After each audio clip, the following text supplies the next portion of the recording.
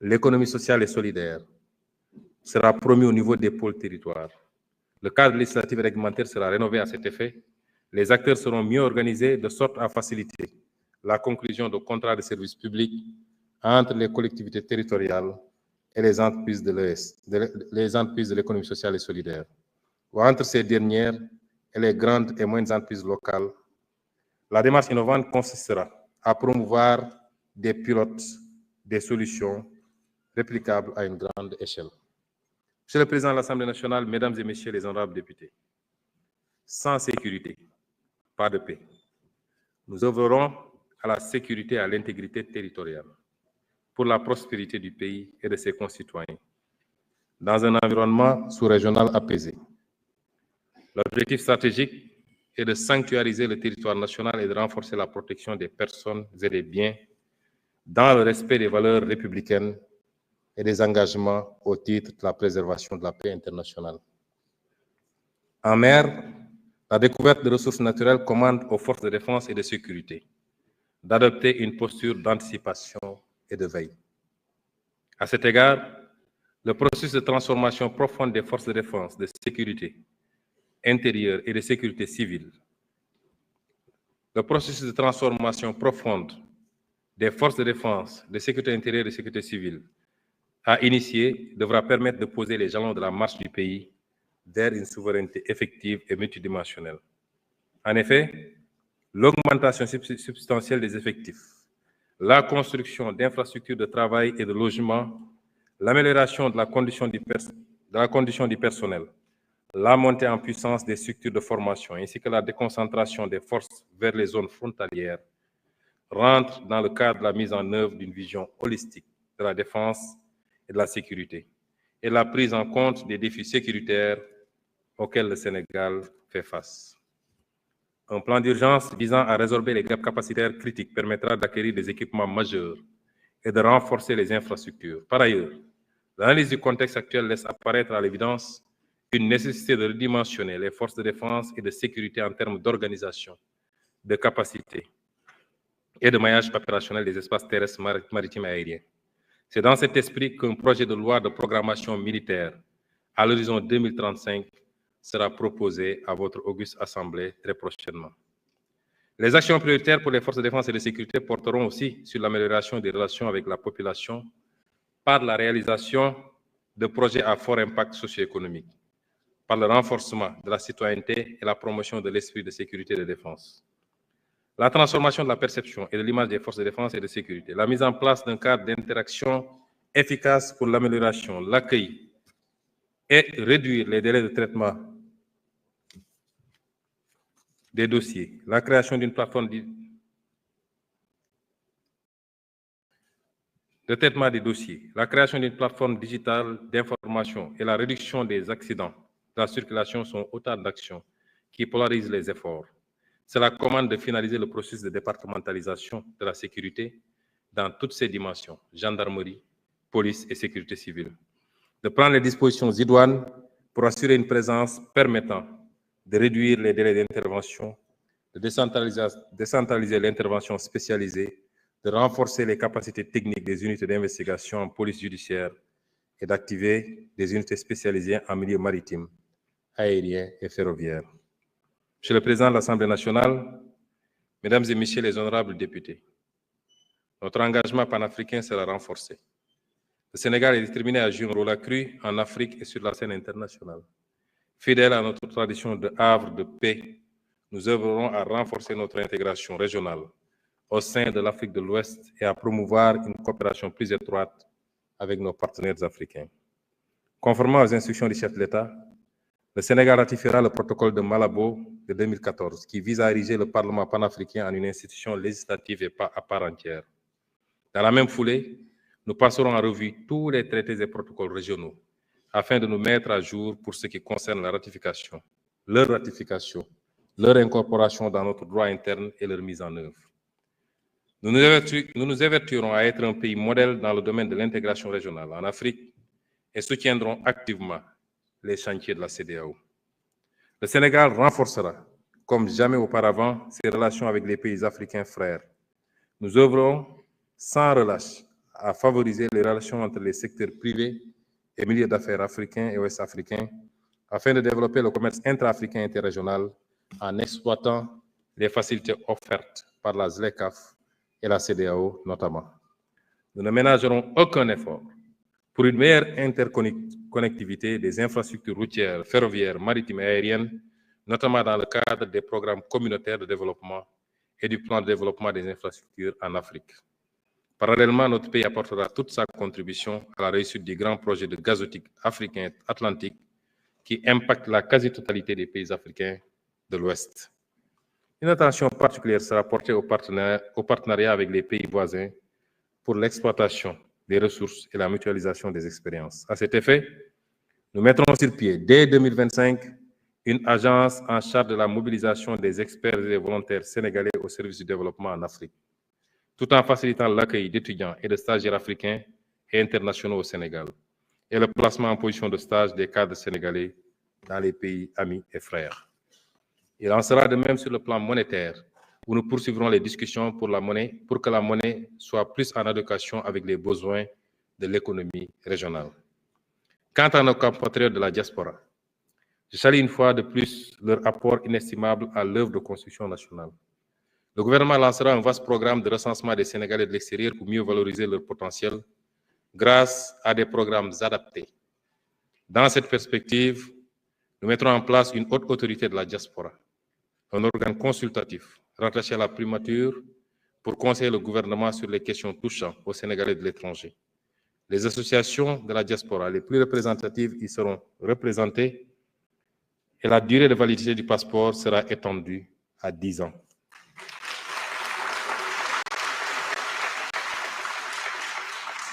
Le gouvernement nommera des magistrats de liaison dans certains postes au-delà de l'interjudiciaire. Le magistrat de liaison prodiguera des conseils juridiques aux compatriotes tout en les aidant dans les procédures judiciaires. En outre, nous entendons créer les conditions de mise en place d'une banque de la diaspora.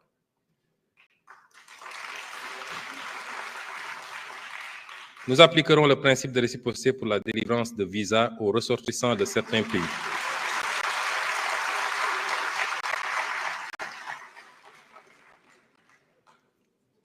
Nous appliquerons le principe de réciprocité pour la délivrance de visas aux ressortissants de certains pays qui l'exigent à nos ressortissants.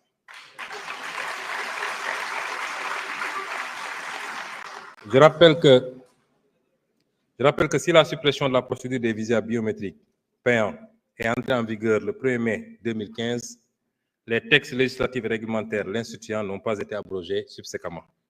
Il s'agit dès lors, tenant compte de l'expérience précédente, de bien en cerner les faiblesses avant toute décision, notamment celles liées aux impacts éventuels sur le tourisme, les lenteurs dans la délivrance des visas, ajoutées à la disponibilité des moyens matériels et humains dans les aéroports et postes frontaliers terrestres du Sénégal. D'ores et déjà,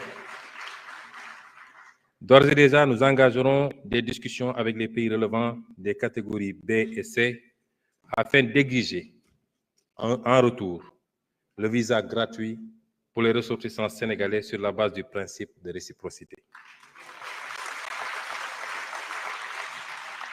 Nous ouvrirons également des discussions avec les pays dont les procédures de traitement des demandes de visa pour les ressortissants sénégalais portent préjudice à nos compatriotes. Pour mieux comprendre les procédures d'accès aux plateformes de prise de rendez-vous, la tarification des frais exigibles pour le traitement des demandes, les procédures de vérification d'authentification,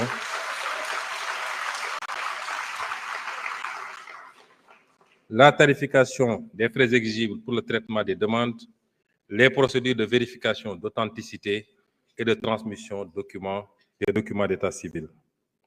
Enfin, le gouvernement apportera une solution idoine à l'immigration clandestine. D'abord par la mise en œuvre d'une politique de développement et de lutte contre la pauvreté portée par la vision 2050. Ensuite par le renforcement des dispositifs de lutte contre la migration irrégulière, en multipliant les contrôles et en renforçant les sanctions, mais également par la promotion d'une migration régulière en partenariat avec les pays d'accueil et de transit des migrants, ainsi que le soutien aux initiatives de retour volontaire et à la réintégration. Il s'agira de lutter avec la même détermination aussi contre la migration irrégulière de nos ressources naturelles et financières du fait de contrats léonins dans les secteurs miniers, pétrogaziers et halieutiques, dans l'attribution de marchés publics et de biens, services et infrastructures à des intérêts étrangers. Monsieur le Président de l'Assemblée nationale, Mesdames et Messieurs les honorables députés, chers invités, nous allons accompagner tous ces programmes de quelques réformes clés dont certains ont déjà été cités lors de mes développements. Les programmes de développement économique et social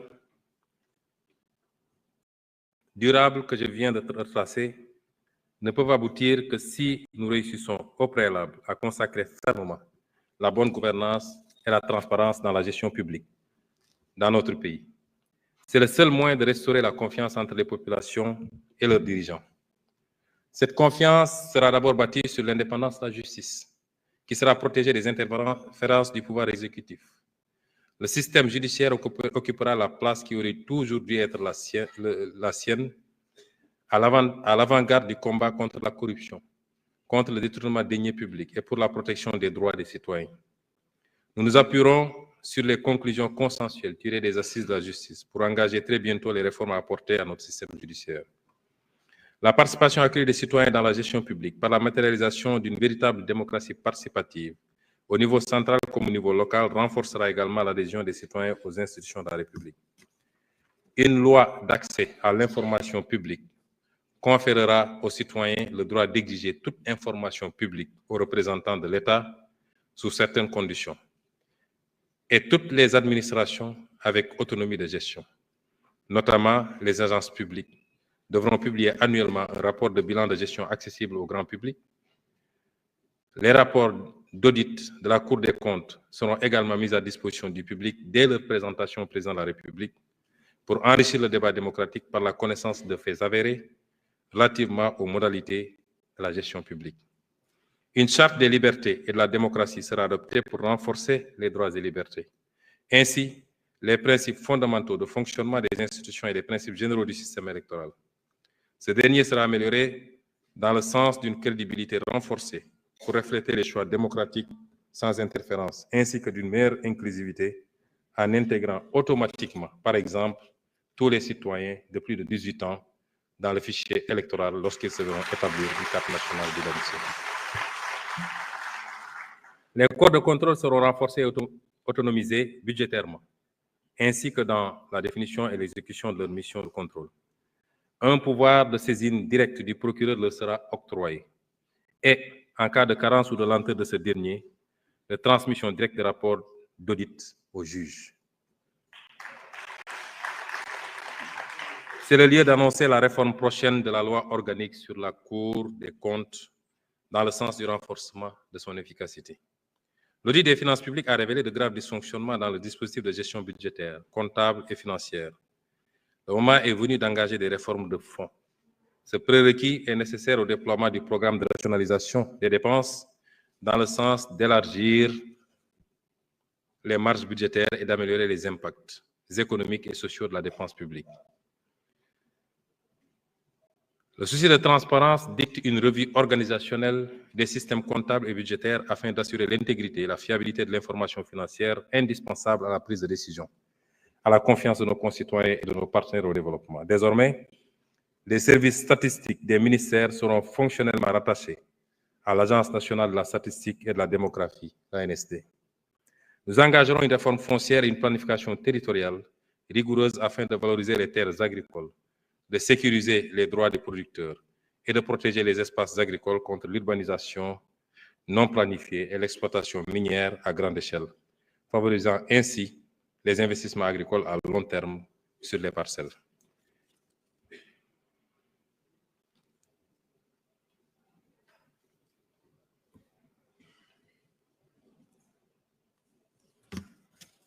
Sur le plan politique, enfin,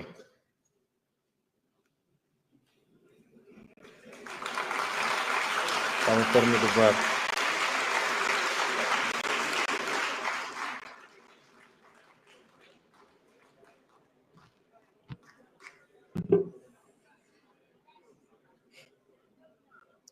Je vois des députés qui souffrent alors qu'ils sont tranquillement assis depuis 2 heures de temps. Sur le plan politique, enfin, nous initierons les concertations pour l'assainissement du champ politique. Celles-ci pourraient porter, entre autres, sur la bonne gouvernance associative des partis politiques et des conditions de leur financement public, énoncées par l'article 4 de la Constitution et la loi numéro 89-36 du 12 octobre 1989, sur les conditions de participation aux élections et les conditions de leur organisation, sur le statut du chef de l'opposition énoncé par l'article 53 de la Constitution, entre autres. Je n'en dirai pas plus.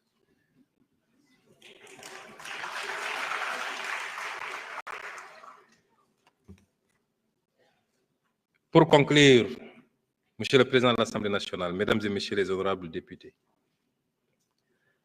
la réussite de cet agenda national de transformation Sénégal 2050, qui est décliné en un master plan décennal 2025-2034, est planifié dans les programmes, projets et réformes sur la période 2025-2029 et dont je viens de vous exposer les grandes lignes, repose sur une gouvernance agile et responsable, pilotée par un conseil présidentiel et appuyé par une structure de supervision et d'appui logée à la primature, chargée de coordonner et de suivre la mise en œuvre des projets. Des contrats de performance formaliseront les engagements entre les ministères, les collectivités territoriales et les autres acteurs, avec des mécanismes rigoureux de suivi et de redevabilité. Je vous réaffirme la détermination du gouvernement à réussir le tournant crucial de notre histoire. Nous procéderons non seulement aux réformes nécessaires pour mettre le pays sur les rails du développement, mais nous irons désormais vers une mise en œuvre globale et coordonnée de chaque programme, avec des objectifs clairs, des indicateurs d'effet et des indicateurs d'impact précis qui montreront comment la justice s'exerce, comment la croissance s'accélère par davantage de productivité, comment les activités et les emplois formels se développent dans les différents pôles, comment la pauvreté se réduit, comment, année après année, la qualité de vie des populations se transforme, comment, enfin, notre nation se renforce, se sécurise et rayonne en Afrique et dans le monde.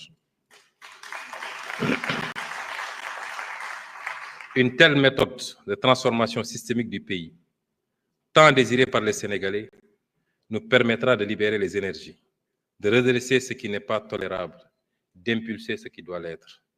En agissant de cette manière, nous apporterons constamment les réponses durables aux aspirations des Sénégalais, en finalisant certaines, en initiant d'autres, et en passant le témoin de génération en génération, en nous étant assurés que les fondements solides sont en place et les jalons posés. Le chemin vers un Sénégal souverain, juste et prospère se dresse devant nous. Il nécessite l'engagement de tous, du gouvernement, du secteur privé, des travailleurs, des élus territoriaux, de la société civile, des ensembles, jeunes, femmes, personnes du troisième âge, guides religieux et chefs coutumiers. Nous construirons tous un Sénégal où il fait bon vivre. Dans ce contexte, ma méthodologie et mon engagement personnel en tant que Premier ministre seront de travailler dans la concertation et la conciliation. Toujours, seront de travailler dans la concertation et la conciliation, toujours. Dans la compromission ou la condescendance, jamais. Nous agirons toujours avec détermination, parce que nous voulons des résultats tangibles et durables, partagés par tous les Sénégalais. Notre nation y aspire, notre nation le mérite, et notre nation en a besoin. Aux membres de mon gouvernement, j'enjoins de me rejoindre quotidiennement dans ce combat et de se ceindre les reins pour traquer les résultats et les impacts de chaque initiative, chaque action, sur la base d'objectifs stratégiques concertés et clairement définis, faisant preuve d'un sens aigu de l'exemplarité. À vous, honorables députés, je demande de garder avec nous les yeux rivés sur la raison d'être de notre auguste Assemblée et sur l'aspiration forte exprimée par le peuple sénégalais. Nous avons tous ensemble l'occasion d'être de ceux dont on dira peut-être un jour, heureusement qu'ils ont été là.